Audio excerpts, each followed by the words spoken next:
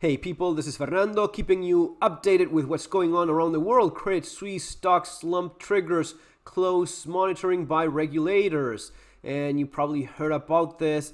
Credit Suisse is the tip of the iceberg. Yeah, US banks head lower after Credit Suisse plunge. And yes, it's complicated. It is pretty bad. They had to stop trading because I think it went lower than 20, even 30 points. So yeah, it is bad. Credit Suisse 97% down. Silicon Valley crash, repeat of 2008 crash. Well, we'll see how this goes on. Let me check some of the latest news regarding this. Patrick, what is the mood, the sweat, the fear that would be at the Credit Suisse headquarters, the thousands of Zurich people working for Credit Suisse? What is their angst this morning? Well, that's hard to say, but the interesting thing to me is, like, whenever I say something critical about Credit Suisse in the last couple of days on TV, on radio, or in print, then people reached out from inside Credit Suisse to me, like, fiercely fighting for their employer. And yeah, that is, it's been for a while now. It's been months known that Credit Suisse was in pretty bad shape, and their main financer, the Saudi investor, rules out more funds. This is the tip. Well, this is the breaking point. Credit Suisse share crash as Saudi investor rules out more funds.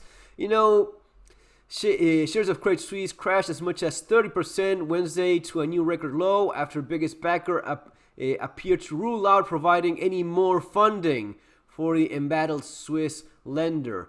Speaking to reporters on the sidelines of a conference in Saudi Arabia, the chairman of Saudi National Bank said it would not increase its stakes in Credit Suisse. The answer is absolutely no, for many reasons. I'll cite the simplest reason, which is regulatory and statutory. We now own 9.8% of the bank. If we go above 10%, all kinds of new rules kick in, whether be it by our regulator or the European regulator or the Swiss regulator. Amar Al-Kubair told Bloomberg, we are not inclined to get into a new regulatory regime.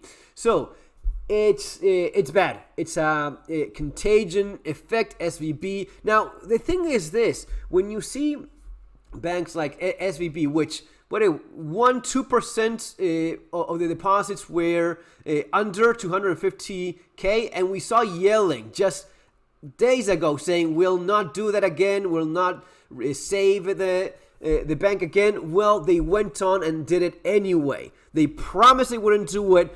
Go watch the video. I said bullshit. They're going to be doing it again. It's going to be too big to fail again, and they will bail out those guys yet again, even though they said they wouldn't. And this is just messed up. This is just wrong, because it's one thing to reassure the deposits of the small person that has a small account there, savings. Now, when you're talking about SVB, you have these guys that have millions and millions of dollars just sitting in the bank, making insane amount of profits out of nowhere, out of thin air. Those are not the same thing. These are people that are taking a massive risk, and if that goes wrong, that's too bad.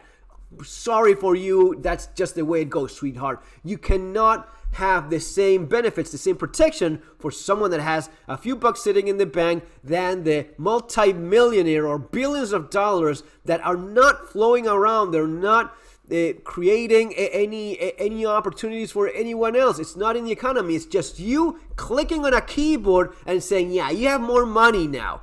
If that's what you're doing and it does not work for you, then that's a risk you took. This is like me buying a Ferrari, going out there and crashing it against a tree, and I don't even have insurance. And then comes Joe Biden and says, Fernando, don't worry, you don't have insurance? Joe, no, I didn't want to pay for it. Okay, don't worry. Let's just pretend you had insurance and pay you nonetheless. That's not how it works. It's not fair for anyone else. If you're having this kind of high-risk investments with high profit margins, then that's great. But if it doesn't work, you're the one that's out of luck. It's not fair for the taxpayer to cover your ass when you took these risks. It's not within what the Fed is supposed to be covering. Why is it that they do it? Because it's them. It's these guys. It's these multi-millionaire Hollywood, SVB, Silicon Valley assholes that just sit there with their money and benefit from you. You're the one paying for a broken mess that they did. And that has a contagion effect. We like to think that money is it's like numbers and math. No, it's pure sentimental. Once you lose, and how you see this domino effect unfolding, it just goes to show that it is exactly the case.